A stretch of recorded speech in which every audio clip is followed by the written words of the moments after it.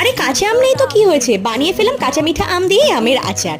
ভালো করে ধুয়ে আমগুলোকে পিস পিস করে কেটে একটু নুন আর হলুদ দিয়ে মেখে ওই যে সেই টিস্যুগুলো হয় না, টিস্যুগুলোর ওপরে জল ঝরতে দিয়ে দিলাম। রোদ আর কোথায় পাবো, এটা তো বর্ষাকাল। যাই হোক, ভালো করে জলটাকে শুকিয়ে গেলে, মানে জলটা টেনে নিলে তারপরে আস্তে আস্তে একটা ম্যাজিক্যাল মশলা বানিয়ে নিলাম।